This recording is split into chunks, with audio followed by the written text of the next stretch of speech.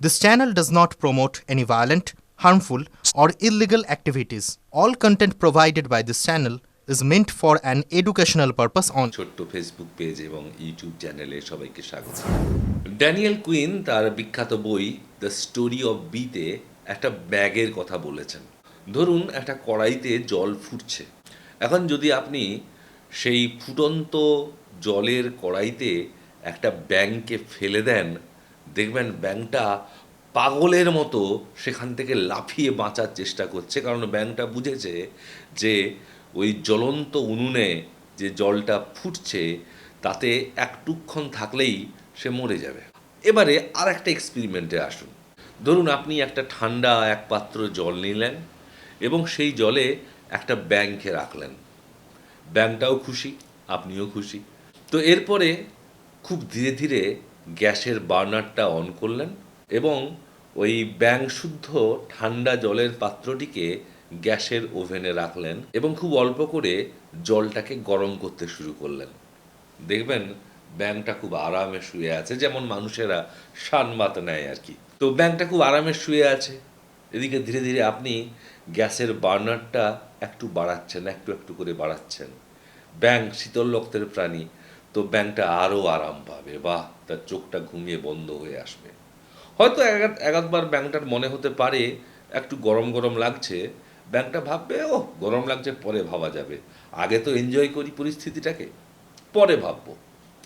ইতিমধ্যে এইভাবে ব্যাঙটা যখন ঘুমিয়ে আছে বা বিশ্রাম করছে বা ওই গরম জলটাকে রিলিজ করছে, হঠাৎ করে ব্যাঙটা রিয়ালাইজ করবে যে আরে জলের টেম্পারেচার তো প্রায় 100 ডিগ্রি, জল তো ফুটছে।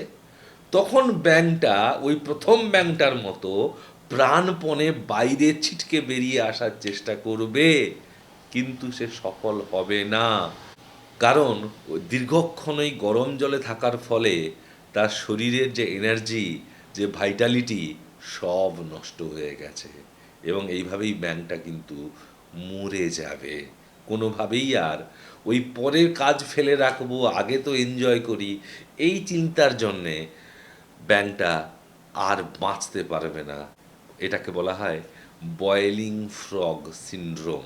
বন্ধুরা, এই বয়েলিং ফ্রগ সিনড্রোম কথাটা অ্যালেগরিক্যালি ব্যবহার করা হয় আমাদের মানুষের ক্ষেত্রেও, যে আমরা কিন্তু ভীষণ অনিচ্ছুক। তো ধরুন আমি রিয়ালাইজ করছি যে বিপদ একটা আসছে, তো বিপদ যদি আসে বা আসতে পারে বলে ভাবছি আমি, তাহলে আমাকে অগ্রিম পরিকল্পনা করতে হবে কিভাবে সেই বিপদটা থেকে ওভারকাম করব। এবং ধীরে ধীরে আমাকে সেই বিপদ থেকে পরিকল্পনা দ্বারা, আমার সুপরিকল্পিত চিন্তাভাবনা দ্বারা সেই বিপদ থেকে নিজেকে মুক্ত করে নিতে হবে। অর্থাৎ বিপদটা বড় হওয়ার আগেই আপনি তাকে ট্যাকল করুন। কিন্তু বেশিরভাগ মানুষ হচ্ছে আমরা ওয়েট করি, আলসেমি করি, আচ্ছা আসুক না, দেখা যাবে, এখনো সময় আছে।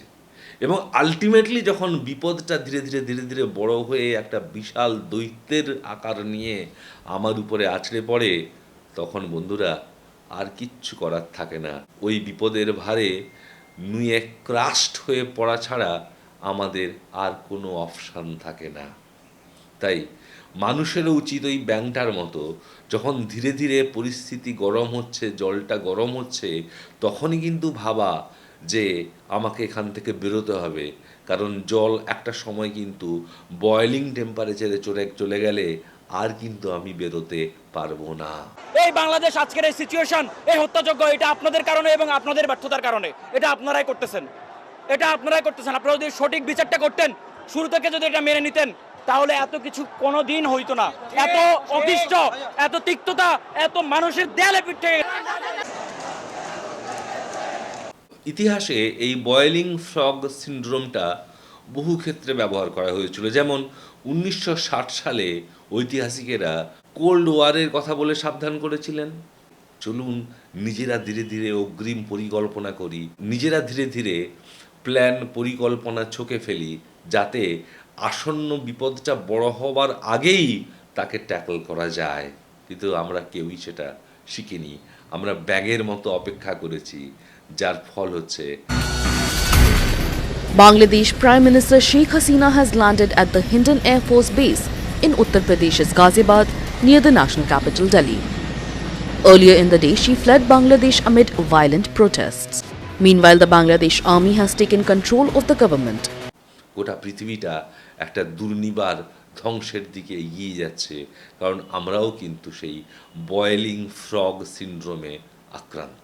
তাহলে এই বয়েলিং ফ্রগ সিনড্রোম আমাদেরকে এটা বোঝায় যে বিপদ ঘনিয়ে আসার আগে থাকতেই নিজেদের বর্ম নিজেরা আমরা তৈরি করে নেব, যাতে করে যখন বিপদ আসবে আমরা তার মোকাবিলা করতে পারি। সত্যি এটা ব্যাগের এক্সপেরিমেন্টের মাধ্যমে কি গভীর জীবনবোধের শিক্ষা দিয়ে যায় এই বয়েলিং ফ্রগ সিনড্রোম, কিভাবে শেখায় বিপদ থেকে আগে থাকতে বাঁচার পরিকল্পনা করার কথা। অবশ্যই আমরা সেই ব্যাঙ হব না, আমরা মানুষ, এই বসুন্ধরার সর্বশ্রেষ্ঠ প্রাণী, তাই আমরা অবশ্যই বাঁচার রাস্তা খুঁজব।